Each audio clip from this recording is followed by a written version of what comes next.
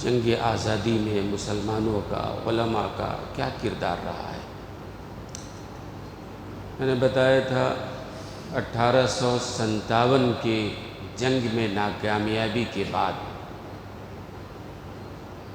انگریز وائسرائے برطانیہ کو جو رپورٹ بھیجی گئی تھی اس میں یہ کہا گیا تھا کہ اصل میں مسلمان ہیں جنہوں نے جنگ آزادی لڑی ہے، اور جب تک مسلمانوں کے دلوں میں جذبہ جہاد، شوق شہادت ہے، ان پر حکومت نہیں کیا جا سکتا ہے۔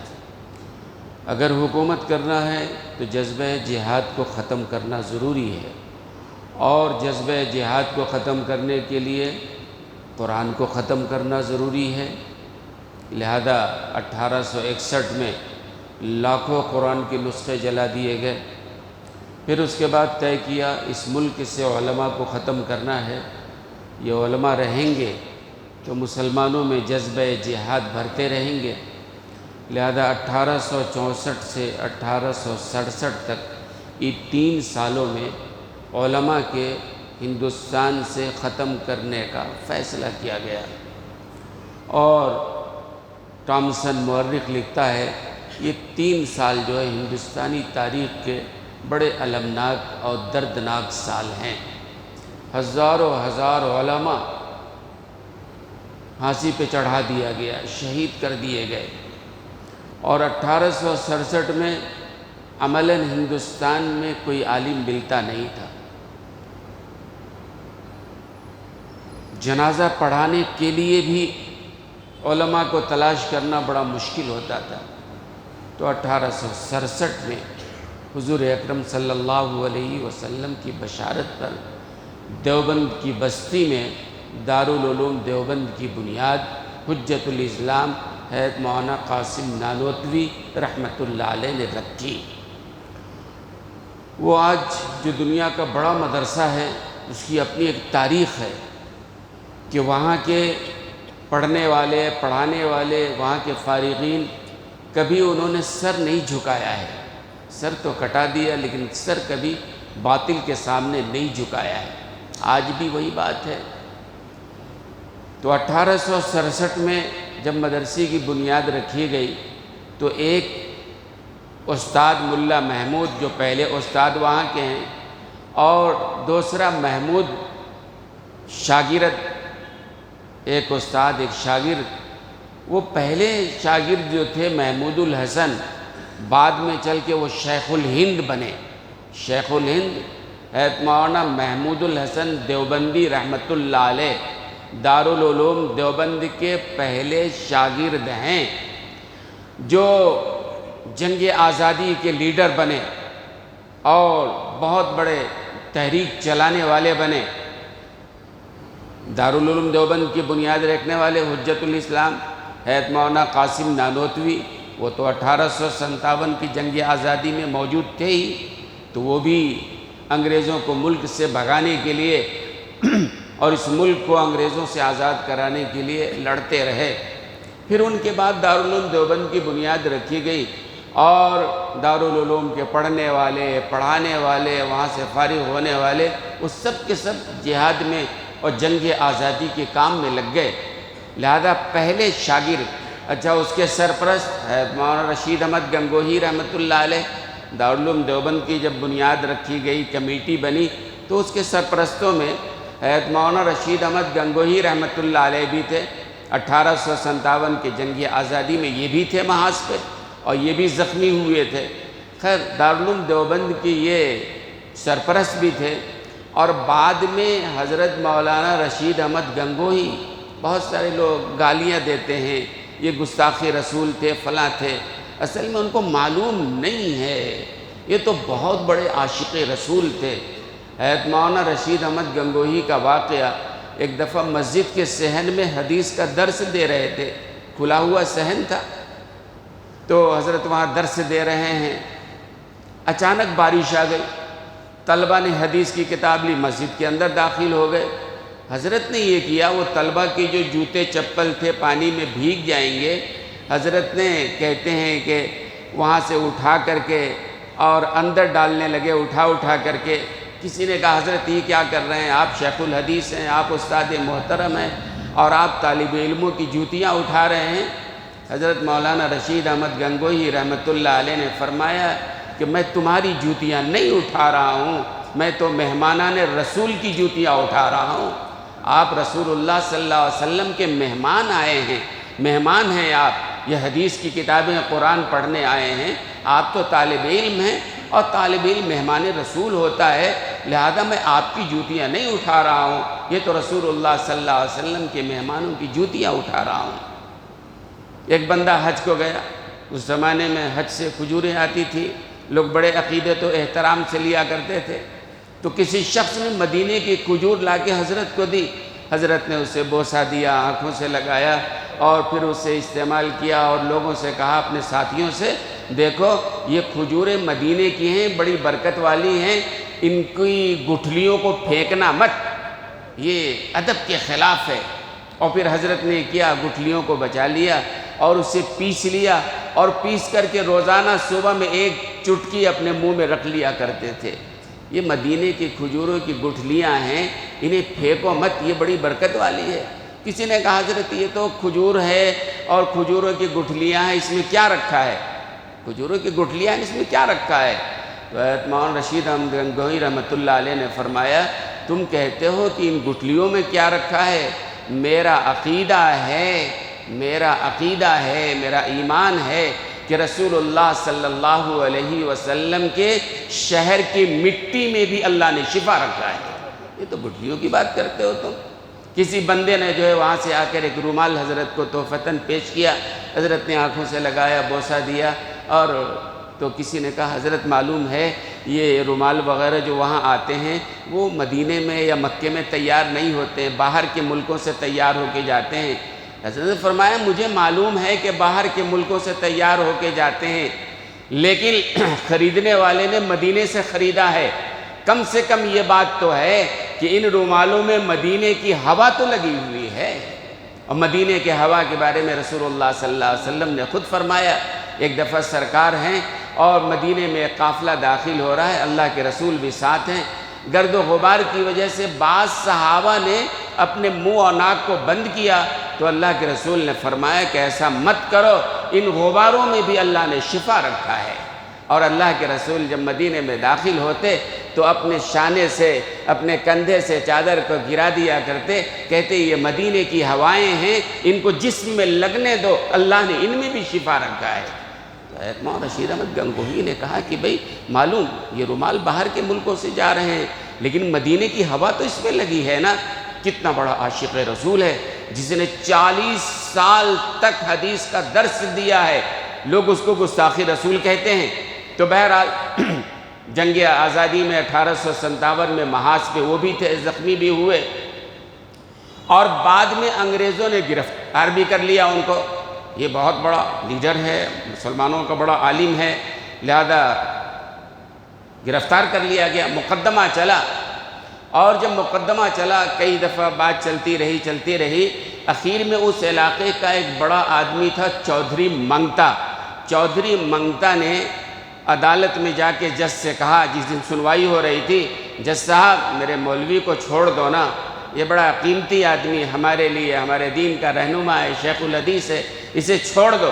تو انگریز جج نے یوں ہی تفریحاً کہہ دیا، اپنے مولوی کو اگر چھڑانا ہے تو 20 اپنے نوجوانوں کو لے آؤ، میں ان کے بدلے میں ان کو پھانسی پہ چڑھا دیتا ہوں، تمہارے مولوی کو لے جاؤ۔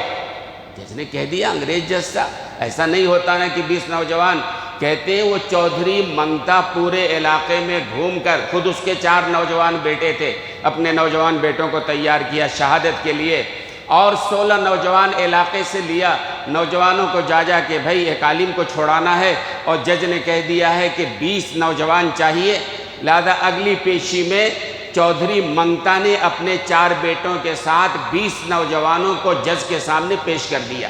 آپ نے کہا تھا مولوی کو آزاد کرانا ہے، 20 نوجوانوں کو لاؤ تو ہم چھوڑ دیں گے، یہ ہمارے 20 نوجوان تیار ہیں شہادت دینے کے لیے، پھانسی پہ چڑھنے کے لیے، ہمارے مولوی کو چھوڑ دو۔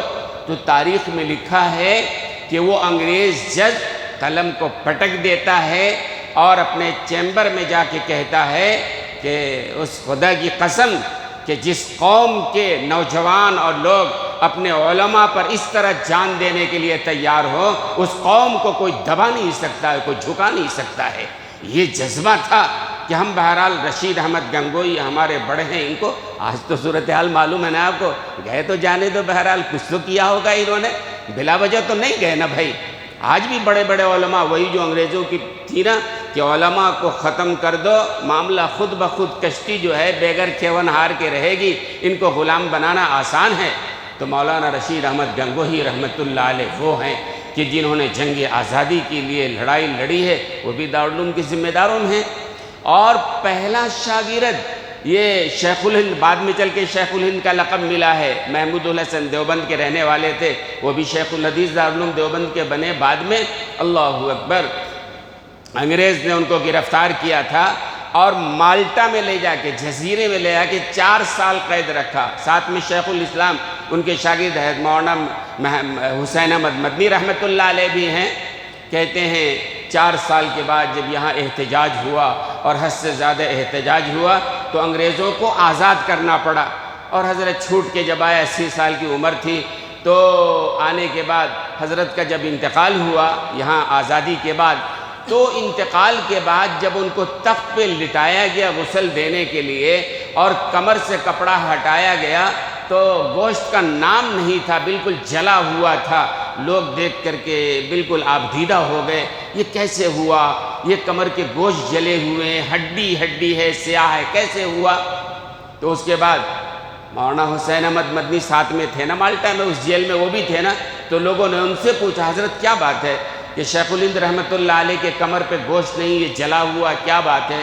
تو حضرت مولانا حسین احمد مدنی نے کہا کہ ہمارے استاد محترم کو مالٹا میں جیل میں انگریز تہخانے میں لے جاتا اور گرم سلاخوں کو لگاتا، کمر سے لوہے کو گرم کر کے کمر سے لگاتا اور یہ کہتا کہ محمود الحسن تم یہ جو فتویٰ تم نے دیا ہے کہ انگریز کے فوج میں بھرتی ہونا حرام ہے، اپنا فتویٰ واپس لے لو، ہم ابھی آزاد کر دیتے ہیں۔ تو حضرت شیخ الہند رحمۃ اللہ علیہ فرماتے تھے وہ انگریز میرا جسم پگھل سکتا ہے، میری چمڑی ادھر سکتی ہے، میں بلال کے وارث کا وارث ہوں، میری جان جا سکتی ہے، لیکن انگریز کے حق میں فتویٰ نہیں دے سکتا۔ تو اس طرح مالٹا میں ان کو لوہے گرم کے سلاخیں کمر سے لگائی گئی، اذیت دی گئی، کس لیے؟ آخر اسی ملک کی آزادی کے لیے تو قید کیا گیا تھا۔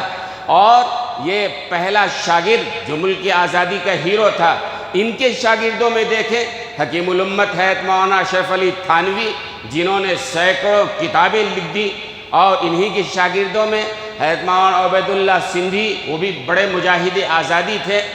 انگریزوں نے 25 سال کے لیے جلا وطن کیا تھا۔